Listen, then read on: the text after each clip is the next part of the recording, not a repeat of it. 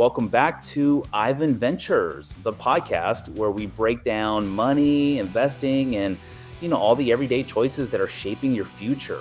Last episode, we got into how Gen Z and Millennials are completely rewriting the rules of money. We're talking everything from side hustles to wellness trends and how these tiny little choices can ripple out and create trillion-dollar industries. But today we are tackling a really big one, a decision that affects not just your wallet, but your entire future. College, is it still the golden ticket? Or here in 2025, is it becoming the ultimate debt trap? I'm Ivan, and I'm joined by my fantastic co-host, Mela. And yes, for our loyal listeners, Miklo the cat is in the studio with us, supervising as always. He is the quiet boss. If Miklo approves of the take, we're good to go. It's a big topic today, Ivan. I'm excited to get into it. All right, let's start with the fundamental tension here. For decades, for our parents' generation, college was it was the obvious path. You went, you got the degree, you got ahead, simple. So simple. Not anymore. Now the price tag looks like a mortgage on a small house. You see these scary debt headlines everywhere. Exactly. And you've got all these new alternatives popping up, right? Coding boot camps, trade schools, online certificates, they're all challenging that old model. And yet the numbers still show something wild. The typical college grad, they earn about a 12.5% return on their degree. That's higher than the historical average of the stock market. Okay, but here's the twist, though, because about 1 in 4 graduates, 1 in 4, barely get ahead. For them, the return is closer to 2%. That's practically break even after inflation. That's it. So for some people, college is the single best investment they will ever make in their entire lives. And for others, it's a really, really expensive mistake. I remember when I got my first tuition bill, I just stared at it and I thought, this looks like a car loan. A car loan, that's the perfect way to describe it. Seriously. And nobody explained ROI or opportunity cost to me, not once. I kind of had to learn it the hard way, which is why we're having this conversation today. Okay, so on that note, trivia time. Did you know that back in 1970, the average tuition at a public 4-year college was just $358 a year? Get out, $300. Yep. Now, adjusted for inflation, that's $2,700 in today's money. Today, the average is over $11,000. It's no wonder parents look at these bills and just think, what on earth happened? So let's dig into that. Let's dig into why college pays off for some and really doesn't for others. There were these two economists, Jason Abel and Richard Deitz, who found that after all the financial aid, grants, and scholarships, the average net cost of a 4-year degree is around $30,000. That's actually lower than I think most people would guess. The sticker price is so terrifying, but the net cost is what matters. It is. And for students who finish on time, the return is strong, around 12 to 13%. But, and this is a huge but, there are three big things that can totally tank that return. Number one is the high sticker cost. If you're paying full price with zero aid, that ROI just plummets. Okay, and what's number 2? Taking too long, the dreaded victory lap. Every extra year you're in school adds more tuition, plus you're losing out on wages you could have been earning. Taking 6 years instead of 4 can cut your financial return almost in half. That's huge. And number 3 has to be the major, right? Oh yeah, it's the big one. Engineering, computer science, healthcare, massive payoff. But arts, leisure, or majors where there's just way too many graduates for the number of jobs, the return is much, much lower. And that's the disconnect, isn't it? Parents see the sticker shock and panic, but Gen Z, they're looking at the majors and asking, okay, but what job am I actually going to get at the end of this? And you know what? Both sides have a really good point. Here's a fun fact for you. The average TikTok creator with 1 million followers can actually out-earn graduates in certain majors. But, and here's the catch, only about 1% of creators ever get to that level. So for most people, college is still the much safer bet. The TikTok degree. I love it. But yeah, survivorship bias is real.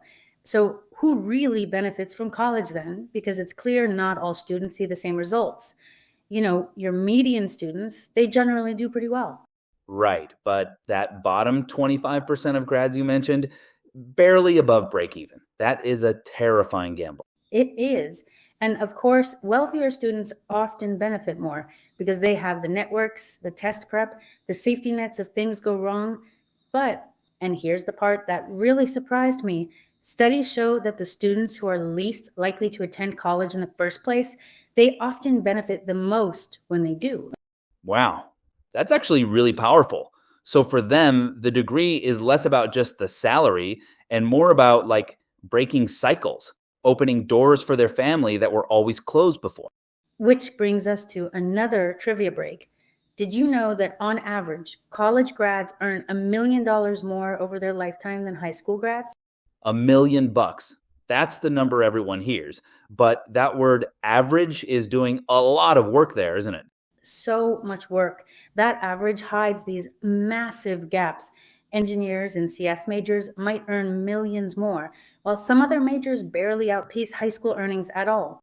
Okay, let's break it down IvanVenture style. Quick and clear. Winners and losers. Mela, you start. Winners, go. Okay, winners. Number one, STEM majors: engineering, CS, math, health sciences.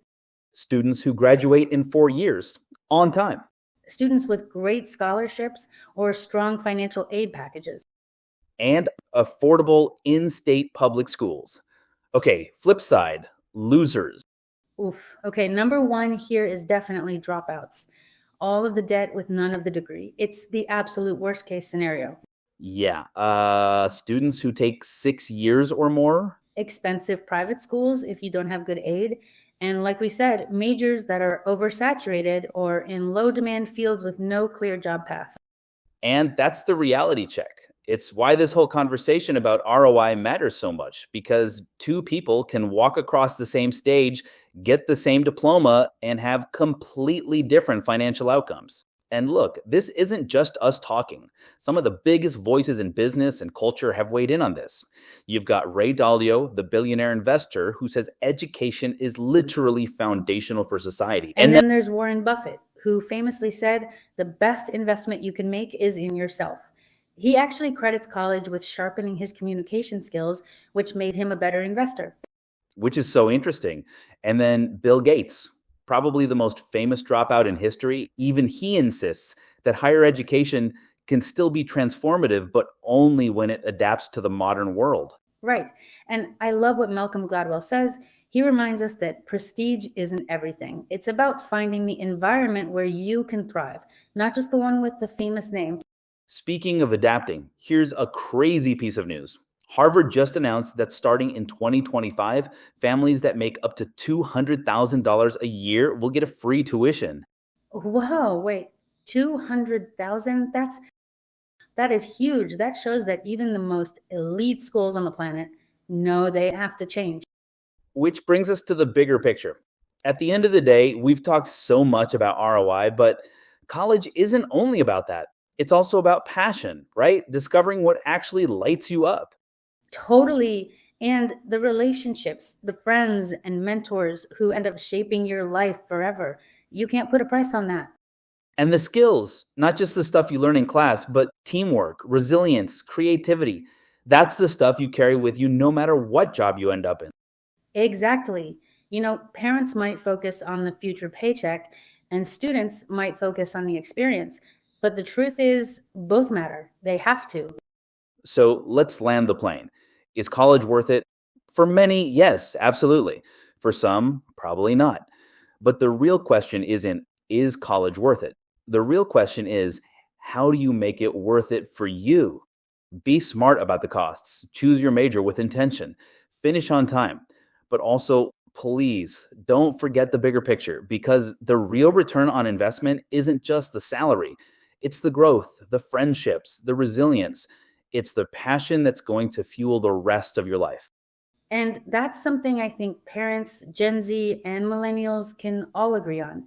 Education, whatever form it takes, is about building the best version of yourself. Well said.